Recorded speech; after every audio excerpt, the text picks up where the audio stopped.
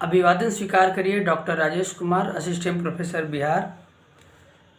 जो मैं प्रथम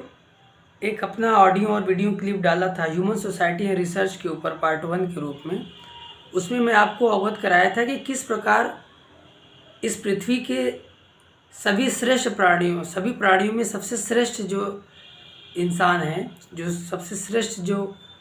प्राणी है वो इंसान है, वो मनुष्य है। तो उसके पीछे क्या कारण था, क्या संदर्भ है, उसके आगे मैं ये बताने जा रहा हूँ कि मनुष्य सभी प्राणियों में श्रेष्ठ बनने की उसकी जो प्रक्रिया थी वो क्या थी।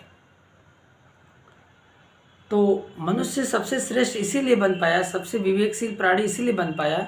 क्योंकि मनुष्य अपने जीवन में आने वाली सभी समस्याओं के ऊपर एकाग्रता से गहन चिंतन और मनन करने का जो है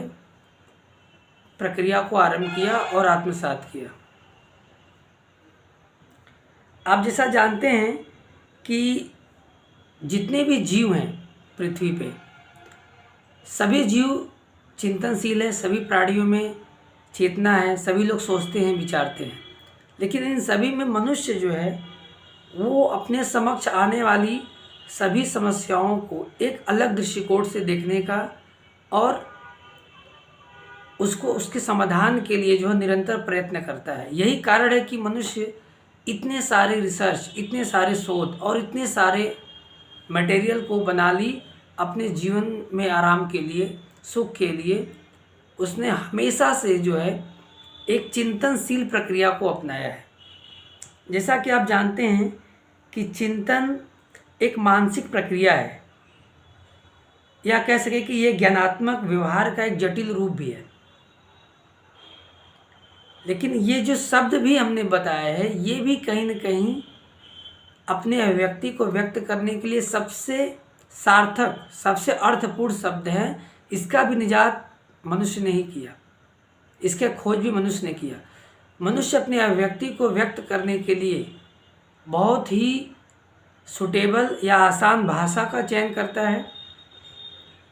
और उसको कम शब्दों में पूरी बात को व्याख्यायित करने का भी प्रयत्न करता है। चिंतन के कुछ ऐसे महत्वपूर्ण तत्व हैं जिसे मैं आप लोगों के समक्ष रखना चाहता हूँ। ये शिक्षण, स्मरण, अभ्यास से जुड़ा हुआ एक ऐसा शब्द है जो कि निरंतर प्रैक्टिस इसको चाहिए। हमेशा ये एक प्रयोग करना चाहता है मनुष्य, अब चाहे अपनी ज़िंदगी हो चाहे दूसरे जीवों की ज़िंदगी हो, हमेशा से इस पे एक प्रयोग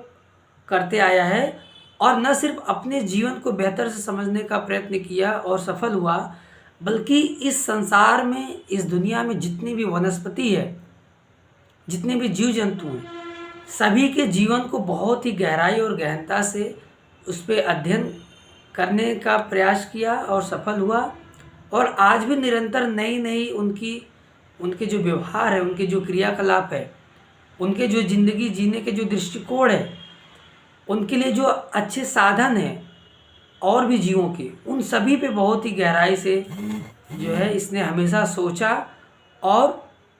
न सिर्फ अपने जीवन को आसान और आरामदायक बनाया, बल्कि और भी जीव जो कि मनुष्यों के साथ काफ़ी समय से इसके ज़िंदगी के भागीदार बनते चले आए हैं, उनको भी ज़िंदगी में, उनके भी जीवन में क्या, उनको खाने में क्या अच्छा लगता है, कैसे उनके फिज़िकल का ग्रोथ होता है, किस प्रकार से उनको आराम मिलता है, ये सारे चीज़ों का खोज किया। अगर मैं कुछ उदाहरण दूं तो आज से लगभग 10,000 साल पहले मनुष्यों ने गेहूं नामक वनस्पति की खोज की, जो आज हमारी ज़रूरत बन गई है। बिना गेहूं के लगता है कि हमारा जीवन, या बिना आटा का हमारा जीवन ही संभव नहीं। वो इसलिए क्योंकि मनुष्य अपने दिनचर्या में जो सबसे आसानी से प्राप्त होने वाला भोजन है वो जो है वनस्पति ही गेहूं है, और वो 10,000 साल पहले मनुष्य ने उसका खोज किया। और गेहूं ने ही मनुष्यों को एक तरह से कह सके कि गुलाम बनाया,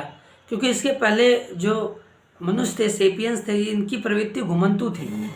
ये एक जगह से दूसरी जगह मौसमी फलों के खोज में ये निरंतर जो है मनुष्य गतिशील था। जैसे आज कश्मीर में अगर इस मौसम में सेब हो रहा है, तो गर्मी के मौसम में उत्तर भारत के उत्तर प्रदेश, मध्य प्रदेश, बिहार जैसे क्षेत्रों में आम की अच्छी पैदावार होती है। और इसी प्रकार से ठंडियों के कुछ सीजन में लीची नामक पदार्थ होता है, महाराष्ट्र में चीकू होता है। इस प्रकार जितने भी फल हैं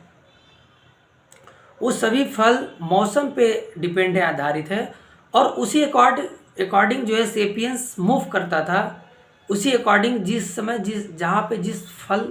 का पैदावार होता था वो उधर कूच करता था और महीनों उस दिशा में सफ़र करते हुए वहाँ पहुँच जाता था। और लगभग 2-3 महीने आप जानते हैं कि एक फसल का जो है कि वो सीजन होता है, तो उतने समय तक मनुष्य वहीं पे लगभग ठहर जाता था और अपने भोजन के रूप में उसी फल को ग्रहण करते हुए अपने आप को जीवित रखता था। फिर जैसे वो फल का सीजन ख़त्म होता है, मौसम बदलने लगता है, उस मौसम के साथ मनुष्य भी अपने आप को जो है परिवर्तन की दिशा में गतिशील कर देता है और फिर दूसरे जगह पहुंच के वहाँ के फल को चखता है और उससे अपने जीवन को आधार बनाता है। तो इसी प्रकार बहुत से ऐसे कीट पतंगे हैं, बहुत से ऐसे वनस्पतियाँ हैं जो मौसम पे आधारित है। और बहुत से जीव जंतु जो है मनुष्यों के अलावा अपने भोजन के रूप में उस दिशा में जो है कि कूच करते हैं और वहाँ पे उस भोजन को ग्रहण करके अपने जीवन को जो है आगे बढ़ाते हैं। लेकिन ये तो हो गई मनुष्य और जीव जंतु किस प्रकार अपने आप को जीवित रखते हैं। लेकिन आगे जब वो सोचा कि हम निरंतर जो है कि गतिशील ही हैं, जब से पैदा हुए तब से हम कभी भी हमारे जीवन में स्थिरता और ठहराव नहीं आया, उसके पीछे क्या कारण है। तो उसे धीरे धीरे पता चला कि गेहूँ एक ऐसी वनस्पति है जो हर सीजन में जैसे ही बारिश होती है उसके बाद 2 महीने बाद वो एक पौधा निकल आता है ज़मीन से और हम लोग उसे खा के भी अपने भूख को शांत कर पा रहे हैं। इसका मतलब अब हमारा जीवन जो पहले सिर्फ फल और जीवों की मांस के ऊपर आधारित होता था, अब वो कहीं ना कहीं डाइवर्ट होके एक तीसरा विकल्प के रूप में हम वनस्पति को अपने जीवन का भोजन, अपने भूख को जो है शांत करने के रूप में लेने लगे। और इस प्रक्रिया में हमने गेहूं के ऊपर धीरे धीरे खोज करके चिंतन मनन करते हुए रिसर्च किया और ये पाया कि ये हर एक मौसम में जब इसको हम एक अनुकूल वातावरण देंगे, इसकी हम अच्छे से जो है कि पैदावार के लिए, ज़्यादा उत्पादन के लिए हम एक निश्चित पैमाने में जब इसका हम बीजारोपण करेंगे तब ये अंकुरित होगा और फिर ये पौधे के रूप में हमारे समक्ष आएगा, जो बाद में इसके बालियों में कुछ अनाज लगेंगे जो पकने के बाद हमारी भूख को शांत करने में सफल होगा। ये तमाम चीज़ें जो हैं उसके बाद फिर धीरे धीरे मनुष्य की प्रक्रिया में, चिंतनशील प्रक्रिया में जब मनुष्य और आगे गया तो उसे ये एहसास हुआ कि अब हम जो भागम भाग वाली ज़िंदगी है, उत्तराखंड से मध्य प्रदेश, मध्य प्रदेश से महाराष्ट्र, महाराष्ट्र से बिहार, बिहार से फिर हम पश्चिमी भारत में जाएं तो महाराष्ट्र, पुणे और फिर उससे सटा हुआ गुजरात, महाराष्ट्र, हरियाणा जैसे इन क्षेत्रों पे जो हम आधारित थे हमारा जीवन फलों पे, हम धीरे धीरे गेहूं के गिरफ्त में आते गए। गेहूं की पैदावार जैसे ही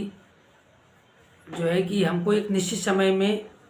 हमारी भूख को मिटाने लगी तो हम धीरे धीरे गेहूं को बचाने के लिए वहीं पे मचान बना के, एक कुटिया बना के हम वहाँ पे रहने लगे ताकि हमारे इस फसल को और जानवरों से नुकसान ना हो पाए। और फिर उस प्रक्रिया में हमको एक ऐसे वफादार जानवर की ज़रूरत हुई जो हमारे साथ रात दिन रह सके, और वो जानवर था डॉगी यानी कुत्ता। कुत्ता लगभग 10,000 साल पहले से मनुष्यों का हमसफ़र है, एक वफादार जानवर है जो कि मनुष्य के साथ उसी के सहनिवास, उसी के साथ रह सकता है और लगभग एक जैसे ही इनका जो है रहन सहन और खान पान है। तो इस चिंतन की प्रक्रिया में हमने एक जीव के ऊपर भरोसा किया, वो आज भी हमारा साथी है। आज भी बहुत सारे घरों में, बहुत सारे अच्छे अच्छे मकानों में जो है ये जानवर हम लोग का कहीं ना कहीं साथी है। वो एक भरोसेमंद और वफादार जानवर इसीलिए क्योंकि वो हमारे गेहूं के साथ साथ से ही वो हमारे साथ है जब हम गेहूं की रखवाली करते थे। फिर मनुष्य के जो मूल प्रवृत्ति थी लगातार निरंतर चलते रहना, उसमें भी परिवर्तन हो गया। मनुष्य का जो प्रवृत्ति थी निरंतर चलते रहना, अब गेहूं को से जो लगाव हो गया उस वनस्पति से, उस पौधे से, तो फिर हम उसके लालच में उसी के पास रहने लगे मचान बना के, और हम चलने फिरने की जो हमारी प्रक्रिया थी उसमें हमने रोक लगा दिया, और हम स्थिर रहने लगे मचान बना के, झोपड़ी बना के, कुटिया बना के हम वहाँ पर निरंतर रुकने लगे। और ये प्रक्रिया धीरे धीरे पूरी दुनिया में जो है फैलने लगी, और मनुष्य का जो घुमंतु प्रवृत्ति था वो धीरे धीरे अस्थाई निवास में बदल गया, और हम लोग स्थिर होकर धीरे धीरे आवास बना के वहाँ पर रहने लगे। यही प्रक्रिया है कि मनुष्य ने धीरे धीरे अपने मूल प्रवृत्ति में छेड़छाड़ किया और बहुत सारी ऐसे बीमारियों को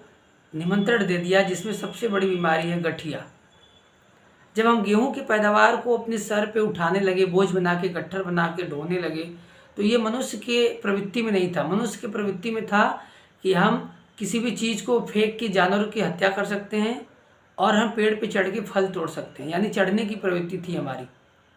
हम कभी भार उठाने की प्रवृत्ति नहीं थी। जब हमने भार उठाना शुरू कर दिया गेहूं के रूप में, पहले लगभग 2-2 किलोमीटर दूर तक हम अपने गेहूं के बोझ को ढो के अपने घर लाते थे थ्रेशरिंग में काटने के लिए, और इस प्रकार से हमारी